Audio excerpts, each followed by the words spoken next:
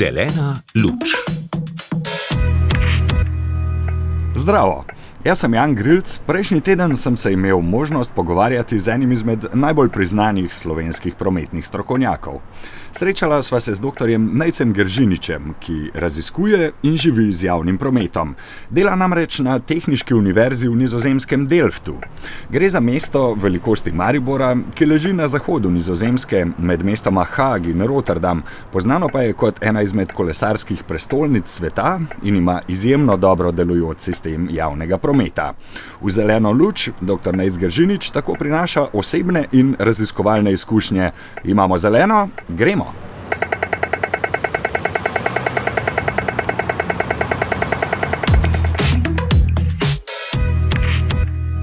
Dr. Nejc Geržinič je že kot otrok iz kock sestavljal vlakovne kompozicije, promet ga je zanimal od nekdaj, pravi, zato se je tudi odločil za študij na Fakulteti za pomorstvo in promet, magisterij in doktorat pa je zaključil v Delftu na Nizozemskem. Na tamkajšnji tehniški fakulteti je zdaj podoktorski raziskovalec, sodeluje v projektih, ki se ukvarjajo s problematiko javnega prometa, mobilnosti na zahtevo, potniške izkušnje in zasnove prometne infrastrukture, še najbolj pa s povezovanjem vseh teh tem. Ko obišče Slovenijo, pride z vlakom, če se mu le ponudi priložnost, se v Sloveniji udeleži tudi strokovnih konferenc. Kljub temu, da že skoraj desetletje živi v tujini, ohranja stike s prometnimi strokovnjaki v Sloveniji in ni mu vseeno, kaj se dogaja z našim prometnim prostorom. V pogovoru je med drugim razmislil tudi o možnih spremembah ljubljanskega potniškega prometa in taktnih voznih redih vlakov. Dr. Nejc Geržinič, lepo pozdravljeni. Najlepša hvala. Tale intervju snemava v Ljubljani v času vašega dopusta. Mimogrede, hvala vam za to, da ste si vzeli ta čas. Zato bom vprašal malo drugače kot ponavadi. Kako ste prejšnji teden prihajali v službo? Večino dni sem šel s kolesom, delam pa en dan na teden tudi v Utrechtu, tako da tisti dan grem pa z vlakom. Oziroma s kolesom do železniške postaje in potem z vlakom do cilja. Je pot s kolesom dolga? Do faksa približno 10 minut. Tudi v dežju? Tudi. Imam pelerino, dežne hlače, pokrivalo za čevlje, vse. Ja, meni se je to zdelo vedno zanimivo, kako na Nizozemskem ne ločujejo med vremenom in letnimi časi, vedno na kolo. Precej. Je pa tudi sreča, da tam tudi, ko dežuje, ne dežuje tako kot pri nas, ampak samo malo bolj rosi. Tako, da je tudi malo lažje to prenesti. Že 9 let živite v Delftu na Nizozemskem, tam ste trenutno podoktorski raziskovalec na Tehniški univerzi, delujete v okviru Smart Public Transport Lab, hkrati pa živite v okolju, ki je poznano kot eno najbolj kolesarskih mest na svetu in ki ima tudi v mednarodnem merilu odlično urejen javni promet. Katere očitne razlike opazite, denimo, ko se vrnete v Ljubljano? Mogoče prva, največja, taka najbolj prisotna se mi zdi neka vseprisotnost, vsesplošnost avtomobilov, osebnega avtomobila in tudi neka skoraj odvisnost, da kamorkoli želiš iti, kamorkoli se hočeš odpraviti, moraš iti z osebnim avtomobilom in velikokrat mogoče tudi nimaš izbire, da greš lahko tako drugače. Recimo v Ljubljani oziroma v kakšnih mestih po Sloveniji zdaj danes lahko zelo veliko greš tudi s kolesom, z javnim prevozom, pa razen na posameznih relacijah, kjer recimo je primerljiv ali pa če imaš res veliko voljo, drugače pa je avto skoraj edina rešitev. To je mogoče največja razlika. Se pravi to, da je treba, če se ne želiš voziti z avtom, vlagati precej energije. Verjetno več kot na Nizozemskem. Precej več, ja. Tako. Vse te razlike verjetno opažate kot uporabnik javnega prometa in pa hkrati tudi kot raziskovalec tega področja. Zdaj, zanimivo se mi zdi, da se vaše raziskave osredotočajo na različne vidike mobilnosti, sploh pa na povezovanje javnega prometa in pa storitev mobilnosti na zahtevo. To so denimo platforme za deljenje prevozov ali pa izposojo prevoznih sredstev. Zakaj vas tako zanima mobilnost na zahtevo? Kje vidite njeno vlogo znotraj sodobnih prometnih sistemov? Moj primarni interes v raziskovanju in tako nasplošno mislim, da je vedno in verjetno bo tudi v prihodnosti ostal javni prevoz. Je pa res, da javni prevoz sam po sebi nikoli ne more vseh naših potovalnih zahtev nekako oziroma potreb zadostiti. Vedno bomo potrebovali kombinirati z različnimi oblikami mobilnosti, od aktivne mobilnosti, kot je pešačenje, kolesarjenje, tudi osebni avto in prevozi na klic so velikokrat recimo dobra rešitev za določene specifične primere, če lahko tako rečem.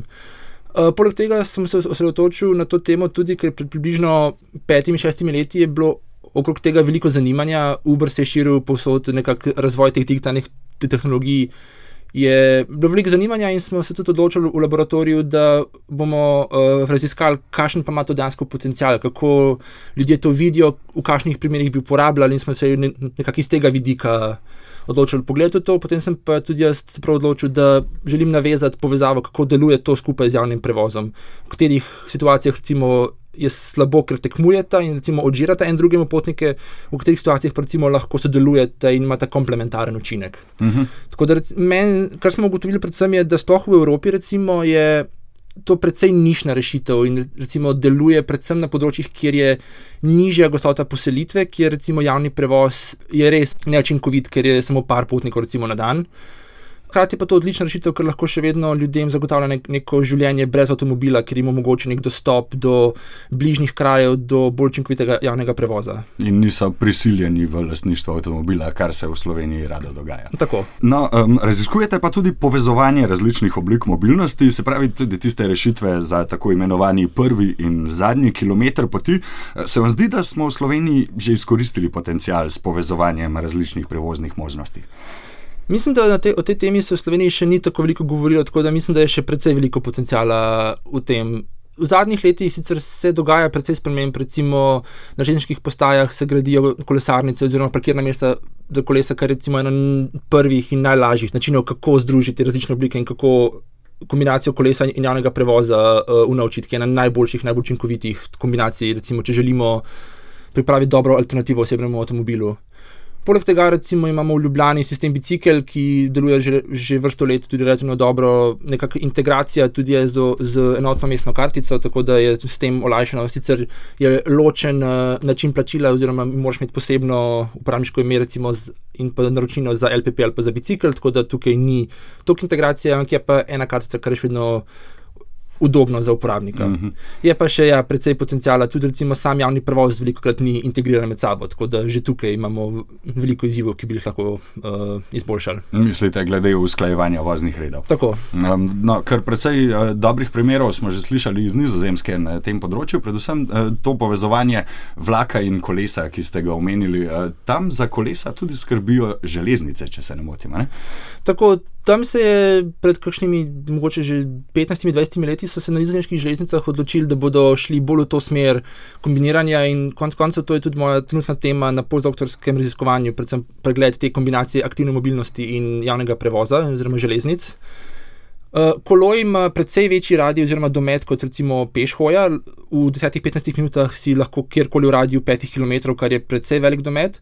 Hkrati pa vlaki, ki recimo ne stojijo na vsaki postaji, lahko zelo hitro te pripeljejo med dvema večjima krajema oziroma med manjšim in večjim krajem. Tako da kombinacija kolesa z veliko dostopnostjo in vlaka z veliko hitrostjo je ena najboljših kombinacij, kako se zoperstaviti osebnemu avtomobilu. Ampak to seveda zahteva veliko kapaciteto na obeh stranih, tako na strani vlaka kot na seveda strani koles. Kako so to uredili na Nizozemskem, denimo? Tam so se dejansko odločili za to, da gradijo velike kolesarnice na železniških postajah, ker vejo, da s tem privabijo več potnikov in s tem v bistvu si ustvarjajo lastne stranke. Tako rekoč. In pri nas v Delftu imamo kolesarnico, ki ima recimo par tisoč parkirnih mest za mesto velikosti Maribora. Recimo. V Utrechtu, ki je največja trenutno na Nizozemskem, ima več kot 10 000 parkirnih mest za kolesa. Tako da res, potem pa nekako vsako mesto oziroma železnice v vsakem mestu naredijo malo drugačen sistem v sodelovanju z mestno občino.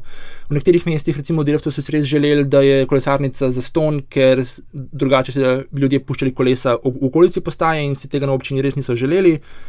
V drugih mestih recimo imajo kolesarnico na voljo samo prvi 24 ur zastonj, potem se plača. Ampak to je odvisno od mesta do mesta in se nizozemske železnice prilagajajo posamezni občini in z njimi tudi sodelujejo. Se pravi, nek tak pogovor med različnimi akterji lahko pripelje do veliko bolj učinkovitih rezultatov. Tako je.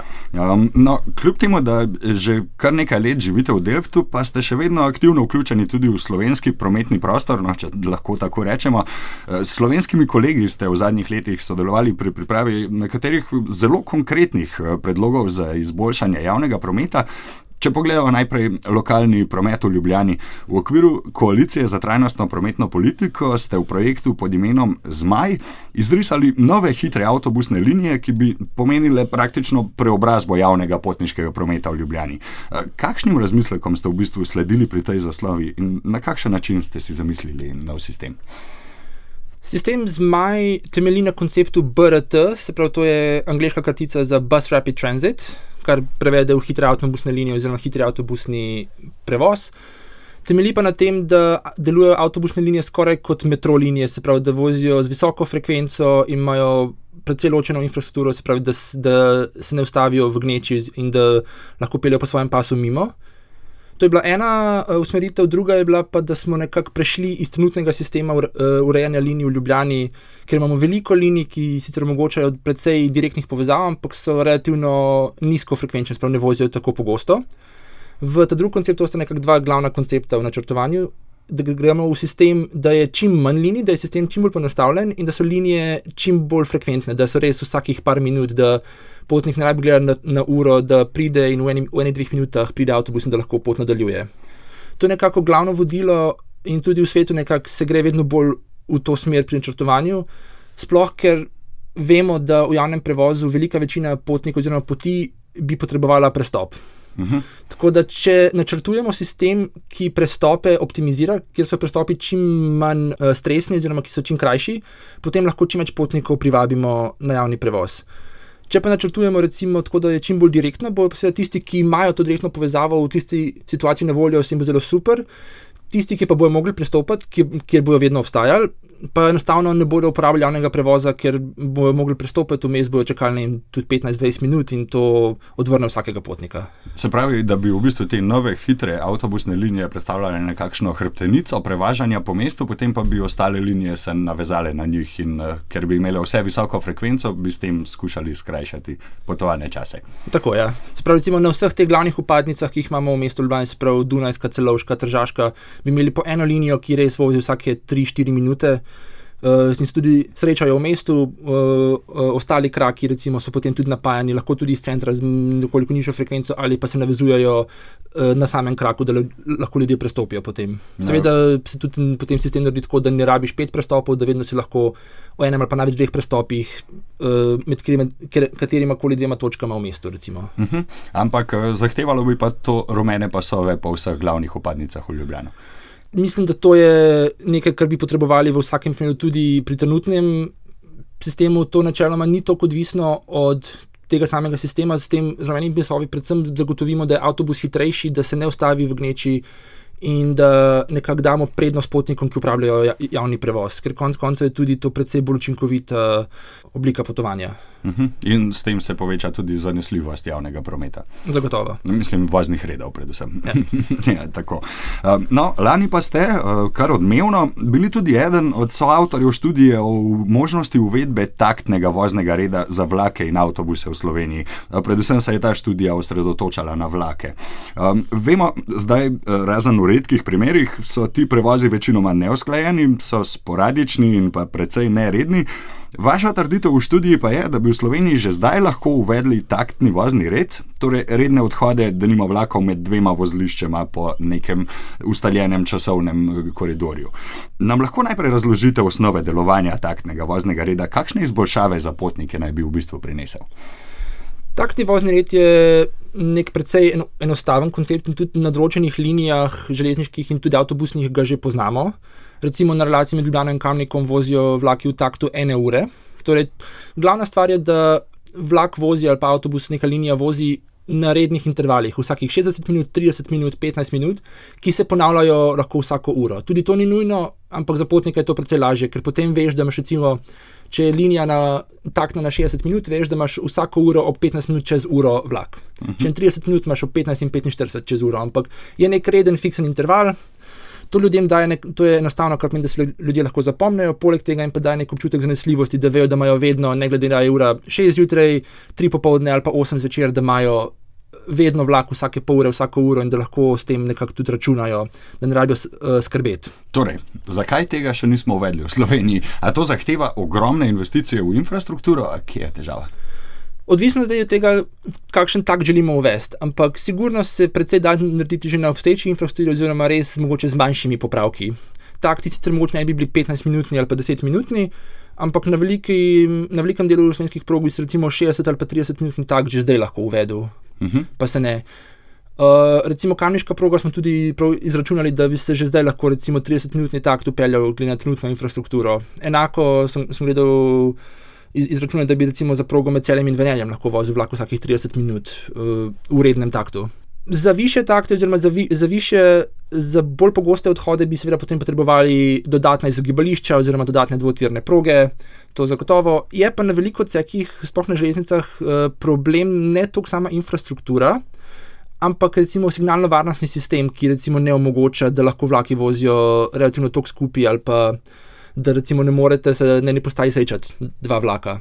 Kar pomeni, da tukaj so sicer potrebne investicije, ampak ni potrebna nobena nova fizična infrastruktura v smislu novih tirov, ampak samo izboljšan signalno-varnostni sistem, novi signali, boljše kretnice, boljše sledenje, kar pa dejansko ni fizična infrastruktura v smislu novih tirov, se pravi širjenja prostora. Se pravi, da so verjetno tudi investicije zaradi tega manjše, ne tako zelo obsežne. Sigurno.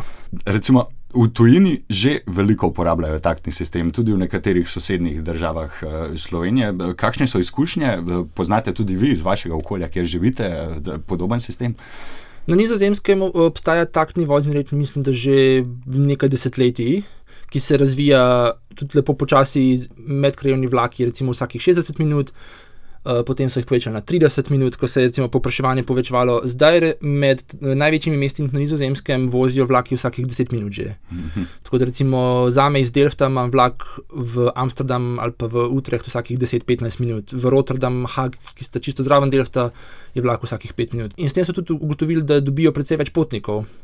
Enako so v Švici, s tem, ko so uvedli taktni vozni red, precej povečali število potnikov. In tudi to, ko smo delali pregled držav, glede na to, ali imajo taktni vozni red ali ne, se je opazil precej jasen trend, da vse države, ki ga imajo više število potnikov. To je mogoče tudi vprašanje, kaj je prišlo prej. Seveda, če je več potnikov, je tudi lažje uvesti taktni vozni red, ker veš, da imaš dovolj povpraševanja, da bo to smiselna naložba. Je pa zagotovo neka korelacija tukaj, to zagotovo. O sami kauzalnosti pa mogoče še ne moramo 100% govoriti. Eden izmed predpogojev za uvedbo taktnega voznega reda je tudi sprememba pogleda na vlogo javnega prometa. Zdaj, kakšne glavne razlike opažate med slovenskim in nizozemskim pogledom na to, kako je treba vlagati v prometno infrastrukturo? Mislim, da prometna infrastruktura je povsod, tako v Sloveniji kot na Nizozemskem, kot tudi v drugih državah. To je vedno politično vprašanje, vedno se okoli tega krešejo mnenja. Tudi na Nizozemskem se recimo že 10-20 let govori o gradnji nove hitre ali pa na pol hitre proge proti severovzhodu, proti mestu Groningen, ki ravno pred kratkim se je izkazalo, da trenutna vlada ne bo financirala te gradnje. In vedno recimo, ko se govori o investicijah, pridejo kritični glasovi, recimo, da je treba bolj racionalizirati določene stvari ali pa tako, da kar z tega tiče, je v vseh državah so pritiski iz vseh strani. Mogoče glavna stvar, ki je tu razlika, je v tem, da je odnos do javnega prevoza vseeno malo drugačen. V Sloveniji je delež ljudi, ki upravljajo javni prevoz sploh za redne poti, precej nižji, eden od najnižjih v celotni Evropski uniji, kar nekako tudi sabo pritegne neko družbeno stigmo, nek družben pogled. V Sloveniji zelo velikokrat, če rečeš, da se vozi z javnim prevozom, te mogoče ljudi so malo po strani pogledajo, zakaj pa, a nimaš avta, ali pa, a se ne bi raje z avtom peljal, je hitreje, bolj udobno. Na Nizozemskem pa recimo je to neka normalna odločitev. Še vedno se večina ljudi vozi z avtomobilom, 70% vseh poti se še vedno opravi z avtom. Tako da ni to nek raj za kolesarjenje in javni prevoz, še vedno je avto glavni, ampak ljudje imajo izbiro in veliko ljudi se tudi vozi javnim prevozom in to ni nekaj, na kar bi se gledalo recimo po strani ali pa tako. To je glavna razlika. In potem, ko pride do teh investicij, je seveda večji delež ljudi, večja masa, recimo, ki podpira to in je zaradi tega lažje, ker imajo te ljudje, ti upravniki neko moč družbeno, da lahko tudi zahtevajo določene izboljšave. Pri nas je pa to recimo zgolj za cestno infrastrukturo, ker večina ljudi se vozi z avtom in tudi toliko več pritiska za cestno infrastrukturo. In seveda politične odločitve potem temu sledijo. No, ampak ko sem se pogovarjal z vašimi kolegi, prometnimi raziskovalci iz Nizozemske, so vsi poudarjali eno stvar. Moramo imeti najprej pred očmi jasno zastavljen cilj, kaj želimo doseči glede sprememb v prometu in potem ukrepe prilagajati temu cilju. Ko vi zdaj razmišljate o tej temi, kaj mora biti po vašem osrednji cilj, ki bi mu potem prilagajali ukrepe v slovenskem prometnem sistemu? Najvišji cilj, tako nasplošno, ne samo za nekaj let, ampak splošna vizija za razvijanje celotnega sistema prometa, je, da se ljudem ponudi možnosti. To zame se mi zdi ena glavnih, da če hočeš iti v službo, na nek dogodek, v naravo, kamorkoli, da ni avtomatsko avto edina izbira, ampak da lahko pomisliš, rečeš, tukaj se mi bolj splača iti na avtobus, sem grem lahko s kolesom, da imaš izbiro, kako greš in potem se sam odločiš, kaj recimo tebi bolj paše. Veliko ljudem bo avto še vedno najboljša opcija in vse je prav tako, ampak tisti, ki nočijo, veliko ljudi ni nekih navdušencev nad avtomobili, večina nas uporablja avto zgolj iz tega, ker nimamo druge možnosti. Na Nizozemskem živim brez avta in nimam nobenega problema iti ali na sprehod v naravo, na obisk prijateljem, se vrniti ob 2 ponoči z javnim prevozom, ni noben problem. V Sloveniji vem, da če hočem iti kamorkoli, recimo ven iz Ljubljane, skoraj rabim avto. In predvsem, da damo ljudem to izbiro, to bi moglo biti glavno vodilo, da se potem ljudje sami odločajo. To potem nam tudi omogoča, da lahko uvedemo posamezne politike oziroma ideje, ki potem usmirajo na podlagi nekih družbenih ciljev, kakšen prometni sistem želimo dolgoročno, želimo ga prilagoditi javnemu prometu, a želimo imeti bolj trajnosten sistem, ampak najprej morajo imeti ljudje možnost, da lahko izbirajo. Če se zdaj vsi v avtu in rečemo, ne, zdaj morate iti na javni prevoz, če javni prevoz trenutno že obstoječe potnike komaj prepelje, vseh novih potnikov ne bo mogel. Tako da moramo to, da imajo ljudje možnost in potem lahko uvajamo nove ukrepe. Ob koncu bi vas prosil še za en pogled v mobilnostno prihodnost. Zdaj, kot vem, dobro spremljate trende v javnih razpravah o spreminjanju prometa. Kaj vas navdaja z optimizmom in kaj morda s pesimizmom? Načeloma probam na vse te stvari, ki se dogajajo, gledati optimistično. Tudi se mi zdi, da v zadnjih letih, sploh na področju železniške infrastrukture, se res veliko spreminja. Trenutno sicer biti potnik na vlaku te dni ni najbolje, ker je toliko del na progi in prihaja do zamud, do zastojev, do zgrešenih prestopov, tako da trenutno res ni idealno, ampak je to nek dober znak, da se res veliko vlaga in ko gledam, na katerih vseh progah se vlaga, katere postaje se obnavlja, mislim, da je to res en najboljši trenutkov, vsaj za časa mojega življenja, kar se tiče Slovenije, tako da na to res gledam z optimizmom. Kar pa mogoče me malo žalosti včasih je, ko gledam tudi samo infrastrukturo za javni promet, imam občutek, da pri načrtovanju ni bilo dejansko premišljeno, kaj potrebuje potnik. Kakšne so potrebe potnika, morda to tudi izhaja iz tega, da velika večina ljudi pri nas ne uporablja javnega prevoza in tudi ne vejo, kaj kot potnik potrebuješ. In zaradi tega prihaja veliko do rešitev, ki niso optimalne, ki recimo morajo samo zadostiti kakšnim točkam iz evropskih načrtov oziroma zahtev, se pravi, kot kolesarska steza tukaj, peron tam, parkirišče tukaj, da ni nekega širšega premisleka iz tega vidika. Druga stvar, kar je pa prisotna, kot se tudi že prej omenila, same investicije v cestno infrastrukturo in kako se nekako pritiska na to kot neko edino rešitev, da moramo širiti ceste, ker to je glavni problem in da nekako to imam vedno idejo, da je splošna percepcija, da ljudje, če vidijo gnečo na cesti, je za njih rešitev širjenje ceste. Zame pa recimo, ko vidim gnečo na cesti, mi to pove, da je očitno javni prevoz tako slab, da se toliko ljudi odloči za avto, da nastane gneča. In gneča je nekako najboljši katalizator za preusmeriti ljudi na javni prevoz, če seveda je konkurenčen, udoben, enako hiter, cenovno dostopen in tako naprej. Se pravi, iz gneče moramo izhajati, da rabimo boljši javni prevoz, ne da rabimo širše ceste. Dr. Nejc Geržinič, najlepša hvala za vaš obisk v studiu. Hvala vam.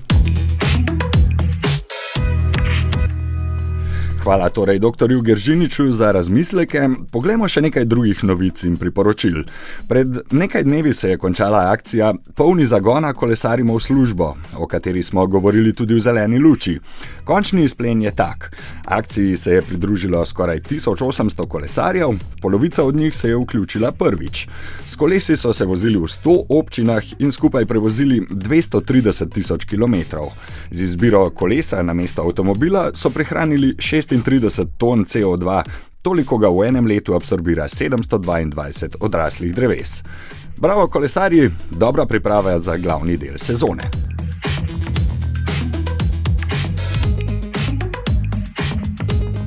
Nova Gorica in Gorica sta še vedno evropska prestolnica kulture. Na zanimiv način so se poklonili tudi prometni zgodovini te pokrajine. Italijanski in slovenski pisatelji, navdahnjeni z zgodovino železnic in avtobusov v regiji okoli pobratenih goric, so napisali več zgodb, ki jih lahko poslušate med potovanjem. Vsaka zgodba je zasnovana tako, da ustreza določeni avtobusni ali železniški progi, ki poteka skozi Gorico ali Novo Gorico. Na voljo so v audio obliki, najdete jih, če si naložite aplikacijo Tracks. Povezavo pripnem tudi med zapiske.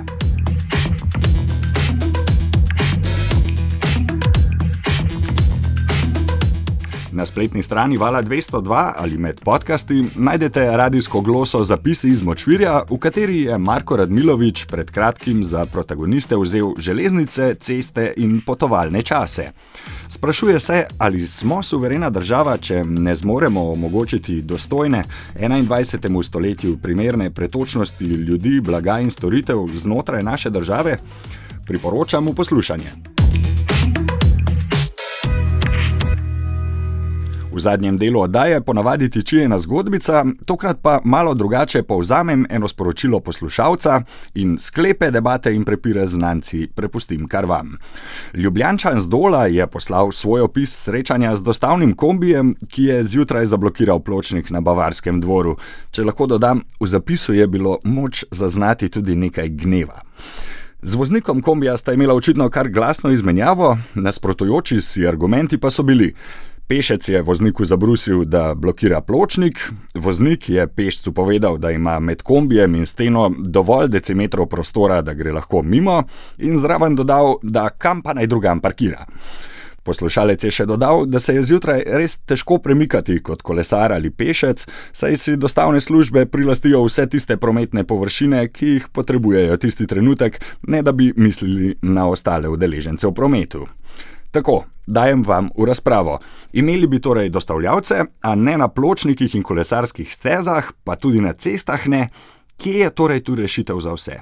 Vaši komentarji in druge zgodbice so dobrodošli na jan.grilc@rtvslo.si. Tako, skozi še eno zeleno luč smo se zapeljali, tokrat je bil strojevodja dr. Nejc Geržinič, hvala mu za obisk v oddaji in za njegove razmisleke. Marsikateri izmed teh razmislekov bo lahko služil kot dobro izhodišče za debato o naši prometni ureditvi, ko boste, kar je skoraj neizogibno, čakali v kakšni avtocestni koloni v poletnih mesecih. Jan Grilc vam zaželim le še srečno pot in čim več zelenih luči na vaših križiščih. Pozdrav! Zelena luč.